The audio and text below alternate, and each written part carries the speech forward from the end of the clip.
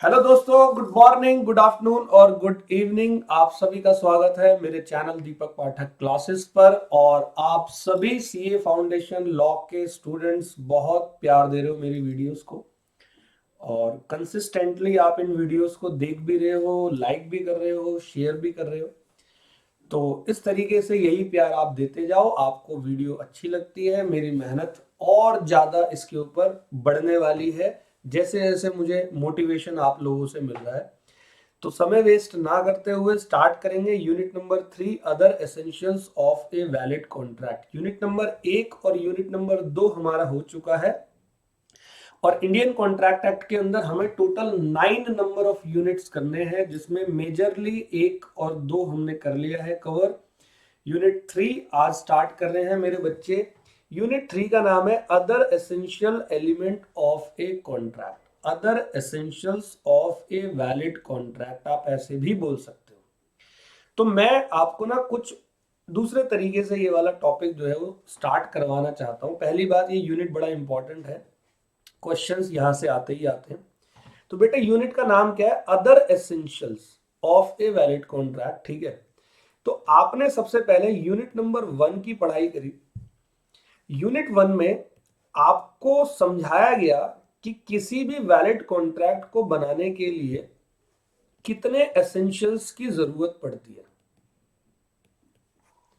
तो वहां पर आपने सेक्शन नंबर 10 भी पढ़ा था कि वैलिड कॉन्ट्रैक्ट को बनाने के लिए कुछ एसेंशियल्स की जरूरत पड़ती है, और सेक्शन 10 के साथ में टोटल मैंने कुछ और भी एसेंशियल्स बताए थे जो एक वैलिड कॉन्ट्रैक्ट को बनाने के लिए चाहिए। तो टोटल दोनों को मिला दें तो मैंने आपको 10 एसेंशियल्स बताए थे एक वैलिड कॉन्ट्रैक्ट को बनाने के लिए, अगर आपको याद है तो वो 10 एसेंशियल कौन थे? सबसे पहला था प्रॉपर ऑफर और उसकी एक्सेप्टेंस होनी बहुत जरूरी है। ये पूरा टॉपिक हमने यूनिट नंबर 1 में कवर कर लिया। दूसरा था फ्री कंसेंट, सॉरी अपना ये intention to create legal relationship होना बहुत जरूरी है। ये भी हम लोगों ने यूनिट नंबर 2 में कवर किया। तीसरा कंसिडरेशन होना इज वेरी इंपॉर्टेंट, और वो हमने यूनिट नंबर 2 में कवर किया। इसके अलावा टोटल टॉपिक थे प्रॉपर ऑफर और उसकी acceptance, intention to create legal relationship, और कैपेसिटी टू कॉन्ट्रैक्ट। मैंने यहां कहा था कि every person in this world are capable to enter into a valid contract, 3 लोगों को छोड़कर, minor, unsound mind, person disqualified by law. हमने फिर पढ़ा कंसिडरेशन, हमने पढ़ा फ्री कंसेंट, मैंने कहा लॉफुल पर्पस होना चाहिए, मैंने कहा सर्टेनिटी होनी चाहिए, ऐसे एग्रीमेंट मत बनाना, agreement not declared void by law, possible to perform होने चाहिए, और other requirement of other law होनी चाहिए। ये हमने पूरे पॉइंट पढ़े थे, याद है आपको?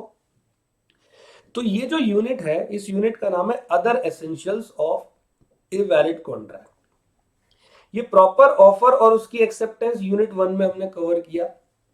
Intention to create legal relationship भी मैंने यूनिट 1 में कवर किया कि सोशल एग्रीमेंट और बिजनेस एग्रीमेंट। कंसिडरेशन हमने यूनिट नंबर 2 पूरा का पूरा टॉपिक पढ़ा। तो बाकी के जो बचे हुए और भी एसेंशियल्स हैं, जैसे कि capacity to contract, free consent, और लॉफुल पर्पस, और agreement not declared void by law, ये सारे के सारे और दूसरे एसेंशियल्स हैं एक वैलिड कॉन्ट्रैक्ट को बनाने के लिए, जो हमें पढ़ना है कहां पर? यूनिट नंबर 3 के अंदर। आया कुछ समझ में? तो ये यूनिट नंबर 3 जो है मेनली 4 चीजों की बात करने वाला है। एक, सबसे पहले आपको पढ़ना है इस यूनिट में कैपेसिटी टू कॉन्ट्रैक्ट, आज हम इसी को पढ़ेंगे। दूसरा फ्री कंसेंट। तो आप बोलोगे सर ये आपने यूनिट 1 में बता तो दिया। अरे बेटे वहां तो सिर्फ मतलब बताया था, यहाँ तो डिटेल है पूरी की पूरी। नंबर 3 हमें पढ़ना है लॉफुल पर्पस, और नंबर 4 हम लोगों को पढ़ना है क्या? Agreement declared void by law, यानी कि agreement expressly declared void by law. Law ने कुछ एग्रीमेंट को एक्सप्रेसली वॉइड डिक्लेयर किया हुआ है। ठीक है जी, तो ये हमें पढ़ने हैं चार की चार बातें। थोड़ा सा लंबा यूनिट ये भी है, कोशिश करेंगे इसको बहुत अच्छे तरीके से करने की। तो सबसे पहला कैपेसिटी टू कॉन्ट्रैक्ट हम लोग स्टार्ट करते हैं। तो चलते हैं मेरे बच्चे, पहले नोट से और फिर हम बुक से कवर करेंगे।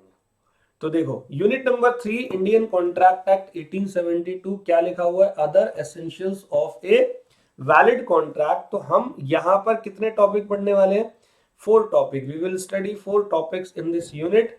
एक है कैपेसिटी टू कॉन्ट्रैक्ट, एक है फ्री कंसेंट, एक लॉफुल पर्पस और एक agreement expressly declared void by law. ठीक है जी। तो अब हम डिटेल्स में स्टार्ट करेंगे। सबसे पहले कैपेसिटी टू कॉन्ट्रैक्ट। तो आ जाओ जी बच्चे, मेरे क्लास हमारी शुरू हो चुकी है। बेटे कैपेसिटी टू कॉन्ट्रैक्ट में कैपेसिटी वर्ड का मतलब क्या होता है। अब हमारी लैंग्वेज में हम लोग तो दिल्ली वाले बात करते हैं तेरी औकात नहीं है, ऐसा नहीं होता। कैपेसिटी का मतलब होता है कैपेबिलिटी, मतलब होता है योग्यता, मतलब होता है एबिलिटी। तो ऐसा बताया गया है कि इस वर्ल्ड में, इस पूरे के पूरे वर्ल्ड में, क्योंकि हम इंडियन कॉन्ट्रैक्ट एक्ट पढ़ रहे हैं तो भारत की बात करते हैं। भारत के अंदर हर कोई person, every person in this world are capable to enter into a valid contract. सारे के सारे लोग जो हैं वैलिड कॉन्ट्रैक्ट को करने के लिए केपेबल होते हैं, किसी को कोई प्रॉब्लम नहीं है। लेकिन 3 लोगों को छोड़कर, एक माइनर को छोड़कर, एक अनसाउंड माइंड को छोड़कर और एक पर्सन डिस्क्वालिफाइड बाय लॉ को छोड़कर। एक माइनर, मैं दोबारा से रिपीट कर रहा हूं, every person in this world are capable to enter into a valid contract except EXCEPT, except minor, unsound mind and person disqualified by law। यानी कुछ लोग हैं जिनको लॉ ने ही क्या कर रखा है, डिस्क्वालिफाइड कर रखा है। ठीक है जी, बहुत ध्यान से समझना। तो सबसे पहले हम लोग स्टार्ट करेंगे कैपेसिटी टू कॉन्ट्रैक्ट। तो मैंने आपको क्या बताया कि as per section number 11 of Indian contract act 1872, section 10 हमने कहां पढ़ा, यूनिट नंबर 1 में, जहां वैलिड कॉन्ट्रैक्ट के एसेंशियल्स की बात थी। सेक्शन 11 कह रहा है इंडियन कॉन्ट्रैक्ट एक्ट 1872 का, एवरी पर्सन इज कॉम्पिटेंट, हर एक पर्सन कॉम्पिटेंट है to enter into a contract अगर वो पर्सन साउंड माइंड हो। साउंड माइंड मतलब पागल ना हो, मतलब बिल्कुल जैसे आपके और मेरी तरह साउंड माइंड। वो मेजर हो मतलब माइनर ना हो। And not disqualified by law, law कुछ लोगों को, लॉ ने कुछ लोगों को डिस्क्वालिफाइड किया हुआ है, वो पर्सन डिस्क्वालिफाइड की लिस्ट में ना हो। अभी आपको मैं डिस्क्वालिफाइड की लिस्ट भी आगे थोड़ी देर बाद देने वाला हूं। तो सिंपली यहां पर बताया गया, simply these 3 persons are not competent to enter into a valid contract. एक माइनर, एक हमारा अनसाउंड माइंड और एक पर्सन जो कि क्या है, जो कि डिस्क्वालिफाइड बाय लॉ है। एक पर्सन जो कि डिस्क्वालिफाइड बाय लॉ है। तो सिंपल तरीके से अगर देखा जाए तो ये 3 लोग जो होते हैं ये एबल नहीं होते कॉन्ट्रैक्ट को करने के। ऑल वेल, तो दोबारा से कैपेसिटी टू कॉन्ट्रैक्ट ये कहता है every person in this world are capable to enter into a valid contract, छोड़कर except minor, unsound mind and person disqualified by law. All well, तो हमें ना इन तीनों की डिटेल पढ़नी है। तो सबसे पहले मैं स्टार्ट करवाऊंगा माइनर। तो मेरे प्यारे बच्चों, आप लोग बताएं माइनर का मतलब क्या होता है।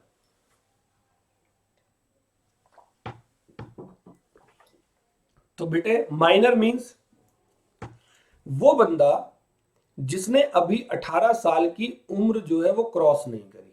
माइनर छोटा बच्चा, ठीक है जी। Minor means a person who has not completed his 18 year of age under Indian. तो यहां बच्चे सोच रहे होंगे अंडर इंडियन कॉन्ट्रैक्ट एक्ट, बिल्कुल गलत बेटे। माइनॉरिटी को एक्सप्रेस किया है एक एक्ट है, इंडियन मेजॉरिटी एक्ट, जो कि 1875 के अंदर आया था। उस एक्ट के अंदर माइनर के बारे में बताया गया है कि minor means the person who has not completed his 18 year of age under Indian majority act 1875।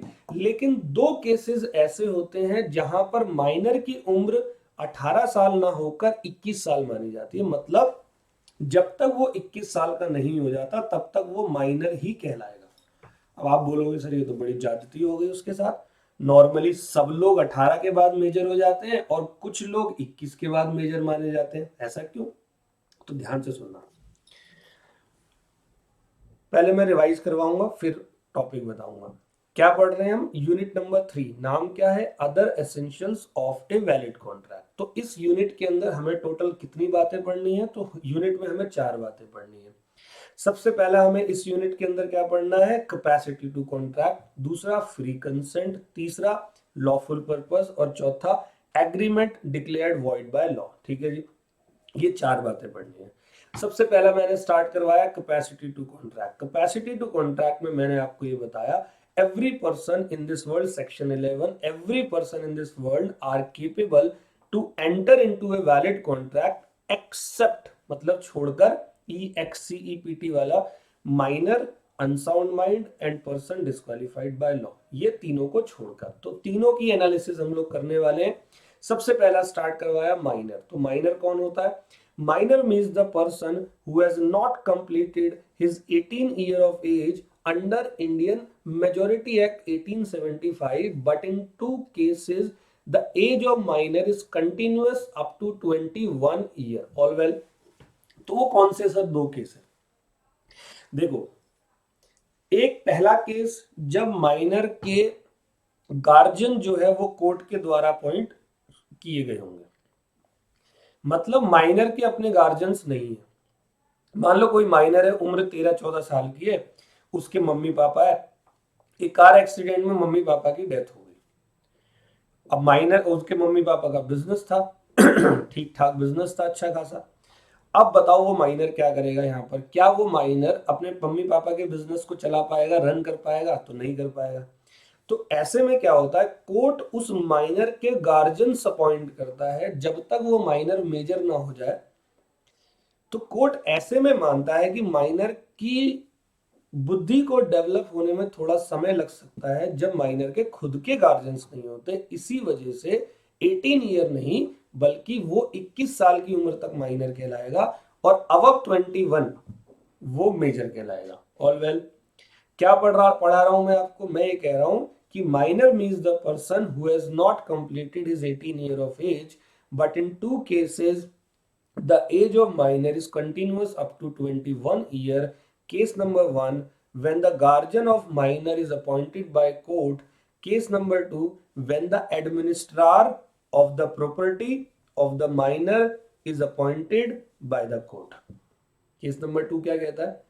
जब माइनर की प्रॉपर्टी को चलाने के लिए एडमिनिस्ट्रार कोर्ट के द्वारा अपॉइंट किया गया है, मतलब पहले में गार्जियन अपॉइंट किए थे, चलो गार्जियन अपॉइंट कोर्ट ने नहीं करे, अगर गार्जियन अपॉइंट नहीं करे तो माइनर की प्रॉपर्टी को रन करने के लिए कोर्ट ने एडमिनिस्ट्रेटर को अपॉइंट किया है, जो जब तक माइनर की प्रॉपर्टी को रन करेगा जब तक माइनर मेजर ना हो जाए।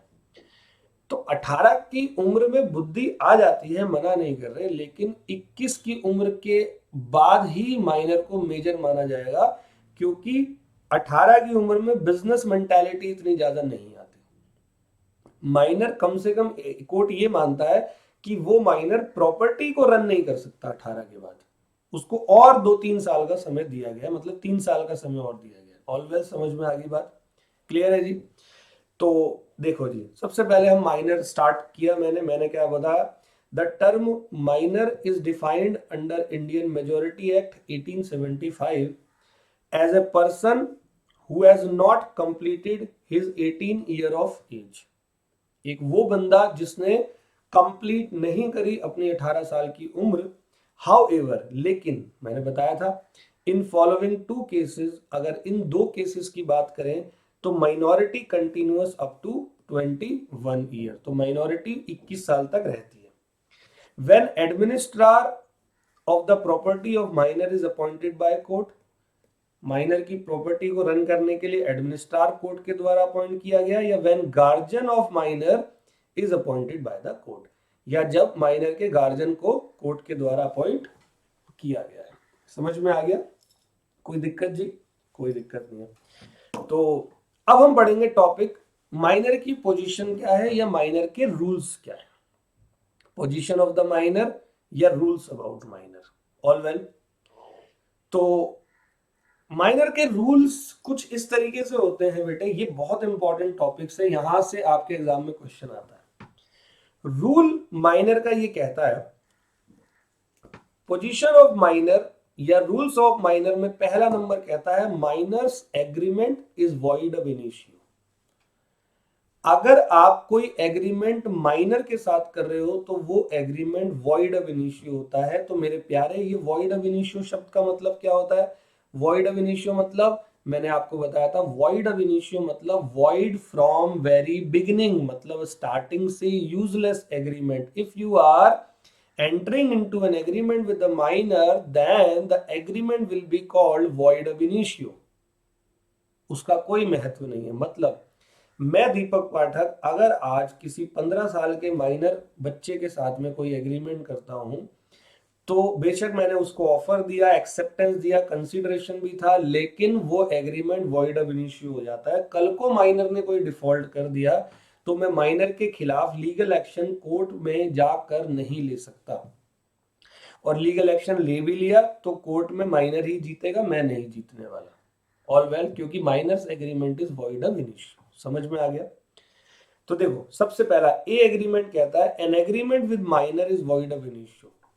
तो an agreement with minor is absolutely void, बिल्कुल एब्सोल्युटली वॉइड है। If you are making an agreement with the minor then the agreement will be absolutely void and inoperative, मतलब उस एग्रीमेंट की कोई वैल्यू नहीं रहेगी। And this rule was established by the privy council in the famous case, एक case आया था बेटे, मोहिरी बीवी वर्सेस धर्मोदास घोष। एक केस था मोहिरी बीवी वर्सेस धर्मोदास घोष। तो मैं आपको ये केस समझाना चाहूंगा। मैं यहां पर भी समझा रहा हूं, मेरे चैनल पर दीपक पाठक क्लासेस पर आपको ये केस स्टडी जो है एक वीडियो में, छोटी सी 3-4 मिनट की वीडियो है, वहां पर भी इस केस को मैंने बहुत अच्छे से समझा रखा है। तो आपने क्या करना है, आपने वहां से भी इस केस को समझ लेना है, लेकिन पहले यहां पर आप समझे। तो बेटे ध्यान से सुने, ये केस क्या है बेटे? एक पर्सन था, पर्सन का नाम था धर्मोदास घोष।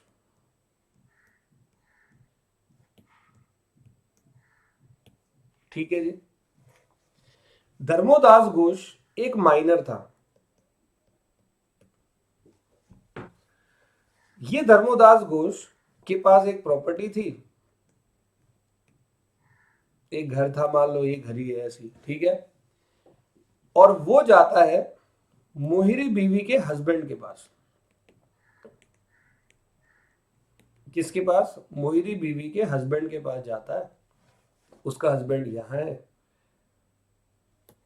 तो माइनर गया और 20,000 रुपए का उसने लोन लिया मोहिरी बीवी के हस्बैंड से, अपनी इस प्रॉपर्टी को मोर्टगेज कर दिया। मोर्टगेज मतलब गिरवी रख दिया जी, अपनी बिल्डिंग को गिरवी रख के 20,000 रुपए ले लिए। इस बंदे को, ये जो हस्बैंड है, इसको नहीं पता कि धर्मोदास घोष जो है वो क्या है, वो माइनर है। ये बात उसको नहीं पता। तो धर्मोदास घोष ने वो पैसे रख लिए अपने पास। अब बाद में क्या होता है, इस हस्बैंड ने धर्मोदास घोष से पैसे मांगे, धर्मोदास घोष ने पैसे नहीं दिए। अब क्या होता है, ये हस्बैंड की हो जाती है डेथ। तो इसके बिहाफ पर अब इनकी लीगल रिप्रेजेंटेटिव, इनकी वाइफ जो है मोहिरी बीवी, इसीलिए केस का नाम है मोहिरी बीवी वर्सेस धर्मोदास घोष। ये मोहिरी बीवी जो है वो धर्मोदास घोष के पास जाकर पैसे मांगती है। धर्मोदास घोष पैसे देने से इनकार कर देता है। धर्मोदास घोष कहता है कि जब मैंने आपसे 20,000 रुपए आपके पति से लिए थे, 20,000 लिए थे, उस समय में माइनर था, और माइनर के साथ जब भी कोई एग्रीमेंट होता है तो वो वॉइड अब इनिशियो होता है। तो मोहिरी बीवी को गुस्सा आ गया। मोहिरी बीवी जो है वो धर्मोदास घोष के खिलाफ कोर्ट में ये अपील करती है कि मुझे इस प्रॉपर्टी को बेचने की इजाजत दी जाए क्योंकि मेरे हस्बैंड ने 20,000 रुपीज जो है वो धर्मोदास घोष को दिए थे। तो कोर्ट ये फैसला देती है कि जी ये जो मोहिरी बीवी है, मोहिरी बीवी धर्मोदास घोष से पैसे रिकवर नहीं कर सकती क्योंकि agreement between minor is void ab initio. अगर एग्रीमेंट माइनर के साथ किया गया है तो वो वॉइड ऑफ इनिशियो होता है। वॉइड ऑफ इनिशियो का मतलब क्या होता है? Useless agreement. तो यहां पर धर्मोदास घोष कानून का सहारा लेकर जो है वो बच गया। इसने कोई गलत काम नहीं किया, इसकी गलती है यहाँ पर हस्बैंड की। इसको देखना चाहिए था कि धर्मोदास घोष माइनर है या मेजर है। अब हो सकता है कई बच्चों के दिमाग में ये डाउट आए कि सर इसको कैसे पता चलेगा। बेटे मैं आपको अभी सेकंड पॉइंट भी बताऊंगा रूल्स अबाउट माइनर का, जहां पर सेकंड थर्ड फोर्थ में कई सारी सिचुएशन में बताऊंगा जहां पर अगर किसी पर्सन ने अनजाने में भी माइनर के साथ कोई एग्रीमेंट कर लिया, उसको पता ही नहीं था कि माइनर जो है ये बंदा माइनर है, वो दिखने में मेजर लग रहा था बट था माइनर, तो भी कुछ नहीं हो सकता। Miners agreement is void ab initio. It is the duty of the person who is entering into a contract with other person to check the minority and majority of that person. All well, समझ में आ गया? तो सबसे पहला क्या है case? मोहिरी Bibee versus Dharmodas Ghosh का ये केस है। तो धर्मोदास घोष एक माइनर था, उसने 20,000 रुपए लिए मोहिरी बीवी आंटी से। वैसे उसके हस्बैंड से लिए थे बट हस्बैंड की डेथ हो गई थी, इसीलिए मोहिरी बीवी का नाम यूज कर रहे हैं हम लोग। एंड मोर्गेज, और उसने मोर्गेज करा his house on due date. Due date पर माइनर ने पैसे को रीपे करने से मना कर दिया और आंटी मोहिरी बीवी ने रिक्वेस्ट किया कोर्ट को कि वो उसको ऑथोराइज करे मोर्गेज प्रॉपर्टी को सेल करने में। तो ये एग्रीमेंट जो कोर्ट है, कोर्ट ने डिसमिस किया ये रिक्वेस्ट बिकॉज ये एग्रीमेंट क्या था? Void of initio. All well, उम्मीद करता हूं आपको ये समझा पाया। ठीक है जी। तो हम लोग क्या पढ़ रहे हैं? हम लोग यूनिट नंबर 3 पढ़ रहे हैं, other essentials of a valid contract, जिसमें मैंने आपको ये बताया कि माइनर्स हमें 4 टॉपिक पढ़ने हैं। एक कैपेसिटी टू कॉन्ट्रैक्ट, एक फ्री कंसेंट पढ़ना है, और एक लॉफुल पर्पस पढ़ना है, और एक agreement expressly declared void by law. Number 1 मैंने स्टार्ट करवाया कैपेसिटी टू कॉन्ट्रैक्ट। तो कैपेसिटी टू कॉन्ट्रैक्ट में ये कहता है every person in this world are capable to enter into a valid contract, 3 लोगों को छोड़कर, एक माइनर, एक अनसाउंड माइंड, एक person disqualified by law. All well. तो माइनर कौन होता है? तो minor means the person who has not completed his 18 year of age under Indian majority act 1875, but in 2 cases the age of minor is continuous up to 21 year when the guardian of minor is appointed by court and when the administrator of the property of the minor is appointed by court. Okay, तो rules about minor क्या है? Rule number 1 कहता है minor's agreement is void of initio। अगर आप minor के साथ कोई एग्रीमेंट बनाते हो तो वो void of initio होता है। ठीक है, void मतलब यूजलेस। नंबर 2, रूल नंबर 2 कहता है बेटे minor's agreement can not be ratified. Ratified मतलब होता है बेटे कंफर्म। जरा ध्यान से समझना इस एग्जाम्पल को। बेटे क्या हुआ कि कोई मिस्टर एम नाम का पर्सन है जिसकी उम्र है 17 ईयर्स 364 डेज, और मिस्टर डी ने इस मिस्टर एम के साथ में क्या बना लिया? एग्रीमेंट बना लिया। अब तो आपको यहां समझ में आ ही गया कि मिस्टर डी ने मिस्टर एम के साथ एग्रीमेंट बनाया, और मिस्टर एम यहां पर क्या है? ये बच्चा है, यानी कि माइनर है।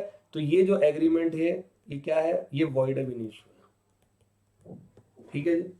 अब क्या हुआ, 2 दिन बाद ये जो मिस्टर एम है ये क्या हो गया? ये मेजर हो गया। देखो ना, 17 साल 364 दिन। तो मिस्टर एम और मिस्टर डी में बात ये हुई कि अब तो तू मेजर हो गया, अब एक काम करते हैं, इसी वाले एग्रीमेंट को क्या कर देते हैं? कंटिन्यू करते हैं, यानी कि कंफर्म कर देते हैं, यानी कि रेटिफाइड कर देते हैं पुराने वाले को। तो ये रेटिफाइड नहीं हो सकता, याद रखना, वंस वॉइड ऑलवेज वॉइड। हाँ, अब मिस्टर डी मिस्टर एम के साथ एक फ्रेश एग्रीमेंट, नया एग्रीमेंट बना सकता है क्योंकि मिस्टर एम मेजर हो चुका है, लेकिन ओल्ड वाला जो एग्रीमेंट था वो वॉइड था, वॉइड है और वॉइड रहेगा, क्योंकि जिस समय उसके साथ माइनर के साथ एग्रीमेंट बनाया गया था उस समय माइनर की उम्र 17 साल 364 दिन की थी। तो once void always void. All well. तो देखो क्या है ये, कह रहा minor's agreement can not be ratified, a minor can not ratified an agreement on is attaining majority. मतलब वो मेजर हो गया तो ये नहीं कि मेजर होने के बाद पुराना वाला एग्रीमेंट कंफर्म हो जाएगा, बिल्कुल नहीं होगा, आपको फ्रेश एग्रीमेंट बनाना है।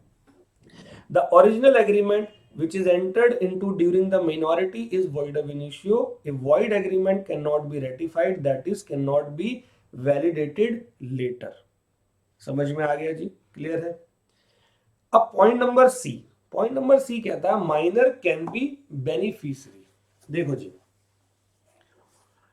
इंडियन कॉन्ट्रैक्ट एक्ट ये बात बोलता है कि आप माइनर के साथ में कभी भी कोई एग्रीमेंट नहीं बना सकते, लेकिन वहीं पर इंडियन कॉन्ट्रैक्ट एक्ट एक और फायदे की बात बोलता है कि माइनर के बेनिफिट के लिए अगर कुछ हो रहा है तो वो ठीक है। मतलब माइनर किसी एग्रीमेंट में बेनिफिशियरी पार्ट बन सकता है, लेकिन उसकी लायबिलिटी कभी अराइज नहीं होगी। मतलब माइनर को आप बेनिफिशियरी बना सकते हो। जैसे कि आज मैं कोई मोर्टगेज माइनर के फेवर में कर रहा हूं, मोर्टगेज मतलब कोई गिरवी रख रहा हूं किसी माइनर के फेवर में, तो वो वैलिड है। मतलब माइनर के बेनिफिट की जहां बात आती है वहां पर सब कुछ वैलिड है। बात समझ में आ रही है? तो यहां पर मैं आप लोगों को एक बात याद दिलाता हूं, आप लोग पढ़ोगे मेरे साथ में Indian partnership act. Indian partnership act में भी मैं आपको ये बताऊंगा कि एक माइनर कभी भी एक फर्म का पार्टनर नहीं बन सकता, क्योंकि पार्टनर बनने के लिए एग्रीमेंट करना पड़ता है और minor's agreement is void ab initio. लेकिन एक माइनर कभी भी फर्म का पार्टनर नहीं बन सकता, लेकिन एक माइनर फर्म के प्रॉफिट में हिस्सेदार हो सकता है। मतलब वो प्रॉफिट शेयर कर सकता है। अब मान लो कोई माइनर है, वो बहुत टैलेंटेड है, तो एक फर्म ने उस माइनर को अपने ऑफिस में रखा, बदले में 5% का प्रॉफिट ऑफर किया, तो माइनर एग्रीमेंट नहीं कर सकता। मतलब माइनर उस फर्म का पार्टनर नहीं है, लेकिन वो प्रॉफिट शेयर कर सकता है, क्योंकि माइनर कैन बी बेनिफिशियरी। समझ में आ गया? तो यह कह रहा है beneficiary means a person for हुम benefit of a contract is made. Beneficiary means a person, beneficiary का मतलब वो बंदा जिसके लिए कॉन्ट्रैक्ट जो है, benefit of a contract is made, बनाया गया है। If a contract is made for the benefit of a minor, then it would be valid. अगर कोई कॉन्ट्रैक्ट माइनर के बेनिफिट के लिए बनाया गया है तो वो वैलिड होता है, वैलिड माना जाता है। ठीक है जी। एग्जाम्पल यहां पर है, a mortgage was executed in the favour of minor. किसी माइनर के फेवर में मोर्टगेज को एग्जीक्यूट किया। Held the he could get a decree for the enforcement of mortgage. एक केस था राघव चरण वर्सेस श्रीनिवास, जिस केस में एक माइनर के फेवर में एक मोर्टगेज एग्जीक्यूट किया गया था। तो फिर कोर्ट ने ये बोला कि माइनर पे अधिकार है कि वो मोर्टगेज वाली प्रॉपर्टी से अपने पैसे रिकवर कर सकता है। समझ में आ गई बात? क्लियर है? समझ में आ गया जी? तो तीन बातें हमने करी। Minor's agreement is void of initio, minor's agreement can not be ratified and minor can be beneficiary. Number D बहुत ही अच्छा पॉइंट है। नंबर डी कहता है minor can plead minority. Plead का मतलब होता है मेरे बच्चे छुपाना। The concept of estoppel does not apply on the minor. बेटे स्टॉपेल का मतलब, स्टॉपेल वर्ड का मतलब होता है स्टॉप्ड फ्रॉम डिनाइंग।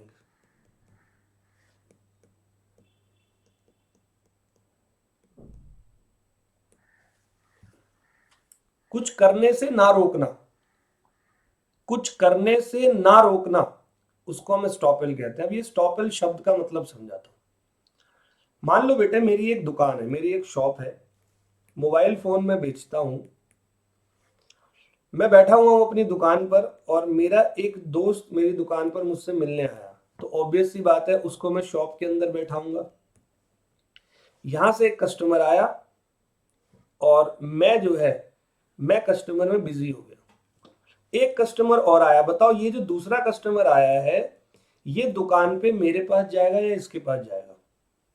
कस्टमर को थोड़ी पता है मेरा दोस्त है दूसरा वाला, तो वो सीधा गया इसके पास। मैंने अपने दोस्त को देखा, मेरा दोस्त उसको फोन बेचने लगा, लेकिन मैंने अपने दोस्त को रोका नहीं। This is called estoppel. This is called estoppel. अब दोस्त ने फोन उस कस्टमर को बेच दिया, दोस्त अपने घर चला गया। मान लो कल को फोन में कोई दिक्कत आ जाए तो उसके लिए लाइबल मैं ही होऊंगा, क्योंकि मैंने उसको इजाजत दी थी। एक बार ऐसे देखकर, इसको स्टॉपेल बोलते हैं। और सुनो, माइनर के ऊपर स्टॉपेल का कंसेप्ट एप्लीकेबल नहीं होता। मतलब अगर इस शॉप वाले का ओनर कोई माइनर होता तो ऐसी सिचुएशन में ये लाइबल नहीं होता। आ गया समझ में? तो ये स्टॉपेल वर्ड आगे भी आते रहेंगे, बार बार आएंगे। मैं आपको आगे भी बार बार इसके नए नए एग्जांपल्स देता रहूंगा। तो ये आगे कहता है, minor can plead minority, the concept of estoppel does not apply on minor और fraudulent representation by the minor. तीन टॉपिक, तीन वर्ड एक ही मतलब के अंदर लिखे हुए हैं। क्या कहते हैं बेटा ध्यान से सुनना। जो माइनर है, अगर किसी माइनर ने किसी पर्सन के साथ कोई एग्रीमेंट किया अपनी उम्र छुपाकर, तो क्या लिखा है यहां पर? Fraudulent representation by the minor. अगर कोई माइनर फ्रॉडुलेंटली अपने आप को रिप्रेजेंट कर रहा है तो भी माइनर की कोई गलती नहीं मानी जाएगी। मैंने ऊपर भी बताया था, अगर आप माइनर के साथ कोई एग्रीमेंट कर रहे हो, नाप तोल लो, किसी के साथ भी कोई एग्रीमेंट कर रहे हो, नाप तोल लो, चेक कर लो कि वो पर्सन माइनर तो नहीं है, क्योंकि अगर वो माइनर होगा तो सर वो लाइबल नहीं होने वाला। समझ में आ गई बात? तो fraudulent representation by the minor, यानी कि अगर कोई माइनर अपनी माइनॉरिटी को छुपा भी देता है और आपसे एग्रीमेंट करता है, तो आप कोर्ट में ये नहीं बोल सकते कि इसने मुझसे झूठ बोला, ये आपकी गलती है, आपको चेक करना चाहिए था। समझ में आ गया? लिखा है, simply minor can commit fraud by falsely representing himself as a major. Minor fraud कर सकता है अपने आप को मेजर बता के। Here the aggrieved party, aggrieved party कौन है? जिसके साथ फ्रॉड हुआ है, can just seize the assets bought from such fraudulent amount. अब किसी माइनर ने 1 लाख रुपए मेरे से फ्रॉड कर लिया और 70,000 रुपए का आईफोन ले लिया, 30,000 रुपए उड़ा दिए खाने पीने में, तो मैं उस 70,000 के आईफोन को बस सीज कर सकता हूं और कुछ नहीं कर सकता। समझ में आ गई बात? The minor can always plead minority and is not stopped from doing so even when he enter into an agreement by false representation of his age। Minor हमेशा अपनी माइनॉरिटी को छुपाता है, छुपा सकता है। कोर्ट ने उसको इसके लिए भी मना नहीं किया। सामने वाले पर्सन के ऊपर है कि वो माइनर की एज को पकड़े। समझ में आई बात? तो देखो यहां लिखा है, एक माइनर है, एक बैंकर है। माइनर ने रॉन्गली क्लेम की अपनी उम्र 22 साल, जबकि वो था 17 साल का। कुछ लोग होते हैं ना, वो दिखने में बड़े लगते हैं लेकिन एक्चुअली में नहीं होते। आपके स्कूल कॉलेजेस में भी क्लास में एक आधा बंदा ऐसा होगा। तो बैंकर ने उसको लोन दे दिया, तो ऐसी सिचुएशन में क्या हुआ? यहां पर माइनर लाइबल नहीं होगा। Here if minor has property out of such 1 lakh, then banker get such property only. ठीक है जी। तो एक केस आया था, लेसल वर्सेस शील्ड। एस, ये था बंदा एस, एक माइनर था, उसने फ्रॉडुलेंटली रिप्रेजेंट किया अपने आप को कि मैं मेजर हूं और induce to land him 400 euros. उसने 400 यूरो का लोन ले लिया। He received to repay it and L sued him for the money। Repayment के समय पर L यानी कि लेसन ने उसको बोला कि लाओ ये मेरे पैसे दो। तो वहीं S नाम का बंदा कहता मैं कैसे दूं, मैं तो माइनर हूं। तो L कहता नहीं, तूने तो बोला था तू मेजर है। यहाँ L की ही गलती मानी गई। Here that the contract was void and S was not liable to repay the amount due। All well। तो 4 बातें हमने पढ़ी। मैंने पहली बात क्या बताई? Minor's agreement is void ab initio. Number 2, minor's agreement can not be ratified. Number 3, minor can be beneficiary. Number 4, minor can plead minority और concept of estoppel does not apply on the minor, और minor fraudulent represent अपने आप को कर सकता है। ठीक है, 4 बातें हो गई। अब एक बात बताओ कि एक्ट ये कह रहा है कि माइनर के साथ आप एग्रीमेंट नहीं कर सकते। क्या कभी ऐसा नहीं हो सकता कोई माइनर है जिसको मेडिकल की बहुत इमरजेंसी है, मान लो उसके मम्मी पापा कहीं बाहर गए हैं और एक माइनर को बहुत तबीयत खराब हो गई, पड़ोसी उसको उठाकर नहीं ले जा रहे हॉस्पिटल, ये सोचकर कि माइनस एग्रीमेंट तो वॉइड अब इनिशियो है, हमने इसका इलाज करा दिया, कुछ पैसे लग गए तो इसके मम्मी पापा हमें देंगे नहीं पैसे, क्योंकि ये तो माइनर है। हो सकता है ऐसा या नहीं? या मान लो कोई माइनर है, वो भूखा है, उसको पढ़ाई की जरूरत है, मेडिकल इमरजेंसी है, मतलब कुछ नेसेसरीज की जरूरत है, तो लोग ऐसे तो किसी माइनर की मदद करना भी बंद कर देंगे। तो इसीलिए एक टॉपिक ये वाला आया, माइनर्स लाइबिलिटी फॉर नेसेसरीज। अगर किसी पर्सन ने किसी माइनर को नेसेसरीज प्रोवाइड की है, नेसेसरीज क्या होती है? वही रोटी कपड़ा मकान एजुकेशन और मेडिकल फैसिलिटी, ठीक है जी। पुराने जमाने में सिर्फ रोटी कपड़ा और मकान होता था, अब एजुकेशन और मेडिकल भी इसका हिस्सा बन चुके हैं। तो अगर मैंने किसी माइनर को कुछ नेसेसरीज प्रोवाइड करी, अच्छा एजुकेशन में ऐसा नहीं मैं ऑक्सफोर्ड यूनिवर्सिटी में पढ़वा रहा हूँ उसको, या खाना मैं 5 स्टार होटल में खिलवा रहा हूँ, ऐसा नहीं, मतलब बेसिक नेसेसिटीज अगर मैंने प्रोवाइड की है, तो ऐसे में मैं माइनर की प्रॉपर्टी से उतने पैसे रिकवर कर सकता हूं। माइनर यहां पर फिर भी पर्सनली लाइबल यहां भी नहीं है, लेकिन जिसने नेसेसरीज माइनर को प्रोवाइड की है उसके पास अधिकार है कि अगर उसने नेसेसरीज प्रोवाइड की है तो वो माइनर की प्रॉपर्टी से रिकवर कर सकता है उस नेसेसरीज का अमाउंट। ऑल वेल, समझ में आ गया? तो देखो यहाँ क्या है, माइनर्स लाइबिलिटी फॉर नेसेसरीज कह रहा है, a minor is not personally liable, एक माइनर पर्सनली लाइबल नहीं होगा for the necessary supplied to him, but his property is liable for payment to other person. लेकिन हाँ, उसकी प्रॉपर्टी जो है वो लाइबल होगी पेमेंट टू अदर पर्सन के लिए। एग्जाम्पल यहां पर कह रहा है, एक माइनर ने अरेंज किया, माइनर और ये नेबर है, माइनर जो है इज इल, बहुत बुखार में तड़प रहा है और अर्जेंट मेडिकल अटेंशन चाहिए, तो एन पड़ोसी है, एन ने अरेंज की ट्रीटमेंट, तो एन क्या करेगा? He is entitled to be paid out of minor's property. समझ में आ गई बात? लेकिन बात नेसेसरीज की हुई है। एग्जाम्पल नंबर 2 देखो, एक सेलर ने माइनर स्टूडेंट को 11 फैंसी कोट जो है वो दे दिए, क्या ये नेसेसरी है? बिल्कुल नहीं है। Here not even single quote is necessity, his property could not be attached for his payment। आ गया समझ में? तो बेटे हम लोगों ने क्या पढ़ा अभी तक? Other essentials of a valid contract. कितनी बातें पढ़नी है? 4 बातें। एक capacity to contract, free consent और lawful purpose, agreement expressly declared void by law. चारों टॉपिक इन डेप्थ और इन डिटेल पढ़ाऊंगा। सबसे पहला पढ़ रहे हैं capacity to contract. Capacity to contract में कहता है, every person in this world are capable to enter into a valid contract, section 11 है, accept minor unsound mind person disqualified by law. सबसे पहला माइनर, आज हम माइनर पूरा कंप्लीट कर देंगे, और अनसाउंड माइंड और डिस्क्वालिफाइड बाय लॉ ये दोनों नेक्स्ट क्लास में एक साथ हो जाएंगे।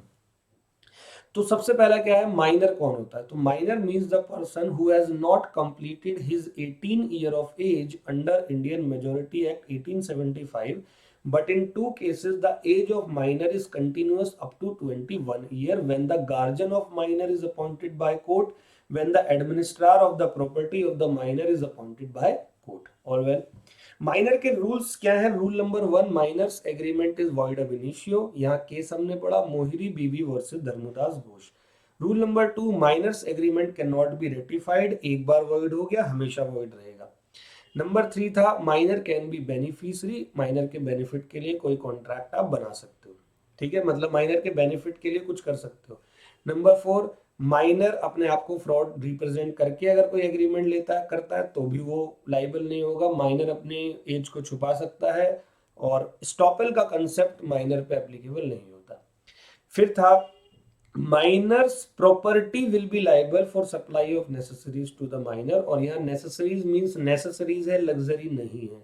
लग्जरी का एक एग्जांपल मैंने आपको दे दिया। अच्छा बेटे एक बात बताओ, क्या माइनर के पेरेंट्स या माइनर के गार्जियन कभी माइनर की एक्टिविटीज पे लाइबल होंगे? अब आप लोगों को अपनी याद आ गई होगी कि यार हमारे तो पेरेंट्स मम्मी पापा जो है वो स्कूल में हम उधम करते थे, कोई गलती करते थे, हमारे मम्मी पापा को पैसे देने पड़ते थे। तो बेटा वो आपके मम्मी पापा की इच्छा थी पैसे देने की, अगर आपके मम्मी पापा चाहते तो पैसे नहीं भी देते तो भी कोई उनका कुछ नहीं कर सकता था, क्योंकि माइनर के पेरेंट्स और गार्जियन कभी भी लाइबल नहीं होते।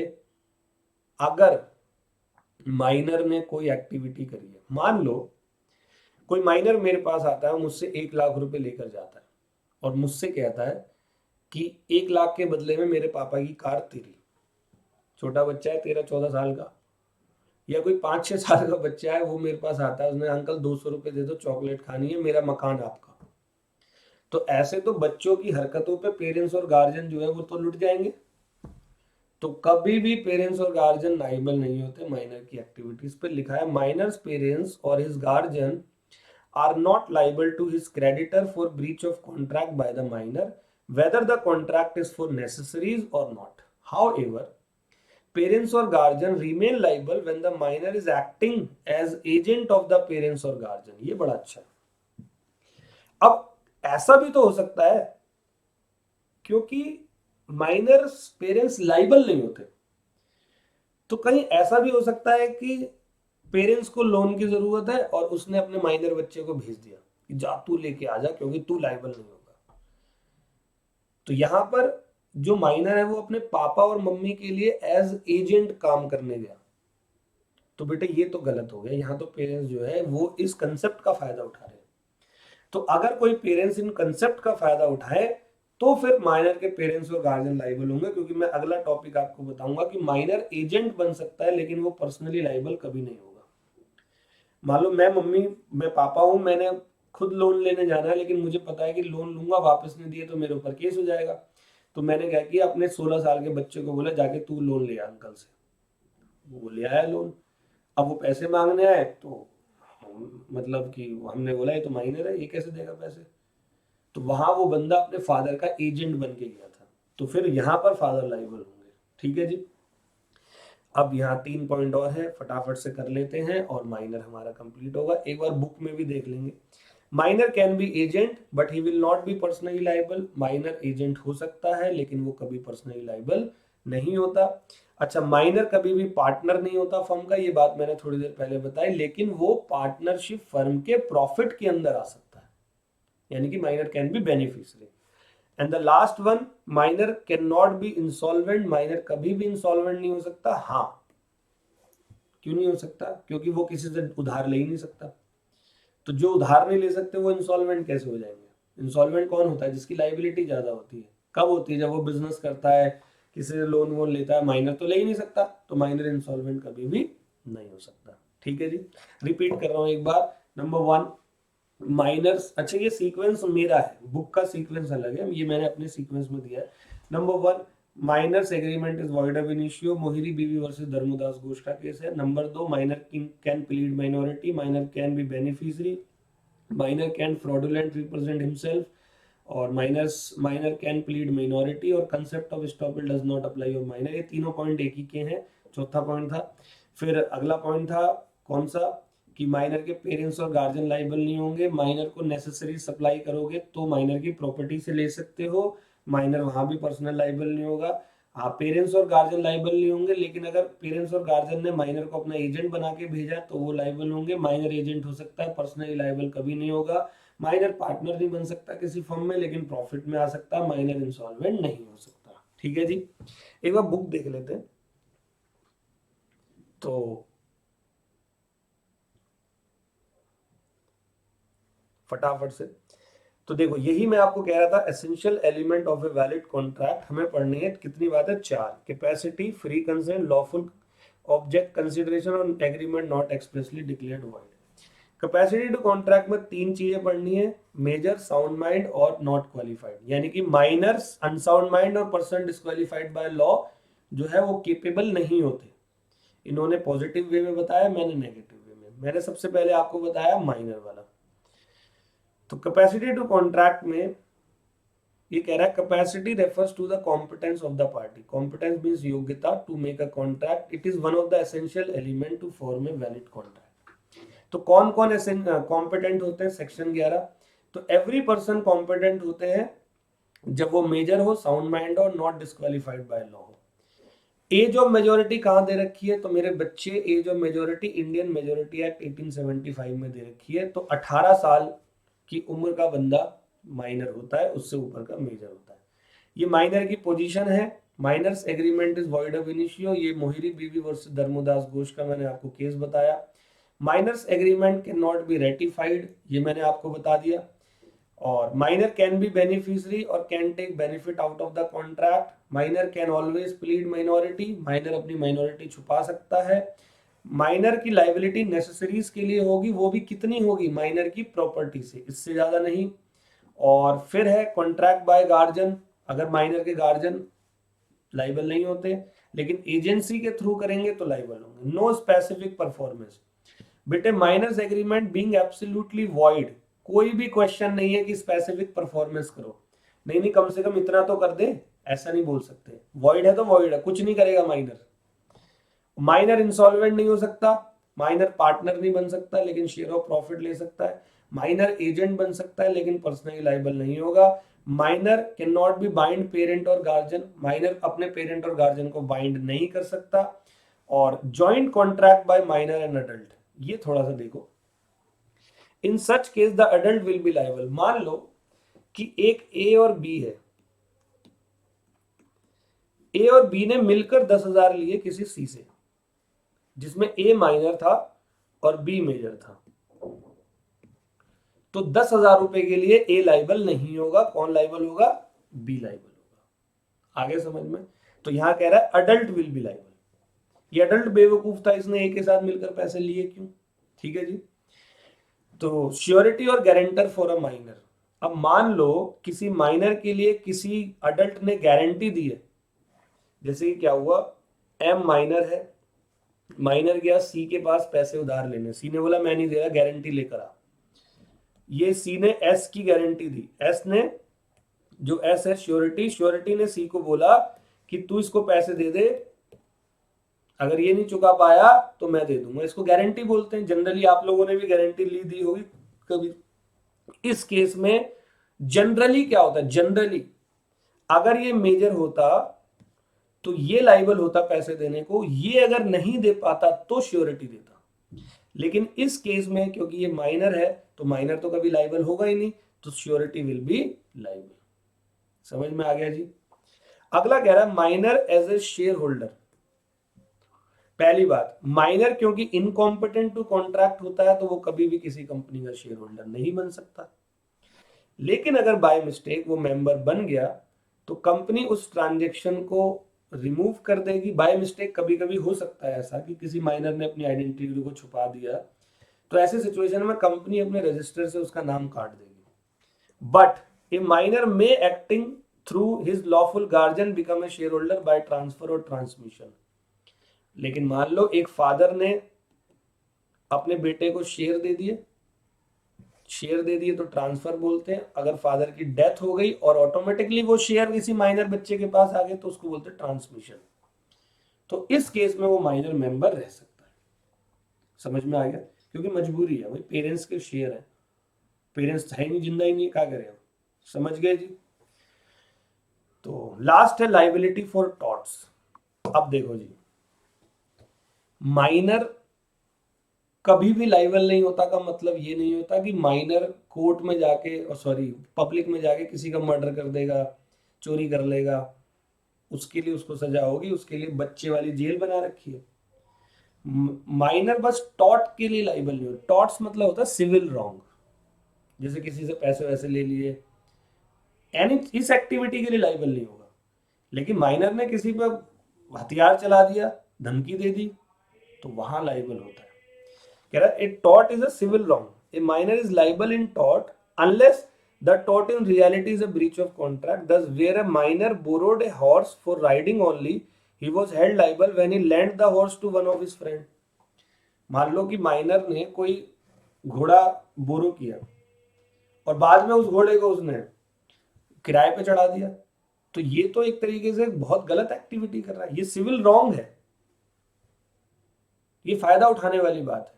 मतलब आप माइनर होके फायदा उठा रहे हो, तो ऐसी सिचुएशन में माइनर जो है वो लाइबल होगा। तो उम्मीद करता हूं आपको ये माइनर का टॉपिक पूरा कवर करवाया। अगली क्लास में माइनर की पूरी रिवीजन एक बार और करवाऊंगा, एंड के एक दो पॉइंट्स को और एक बार डिटेल में करेंगे, and then we will start person of sound mind. Okay, तो मिलते हैं अगली लेक्चर में। थैंक यू सो मच बच्चे।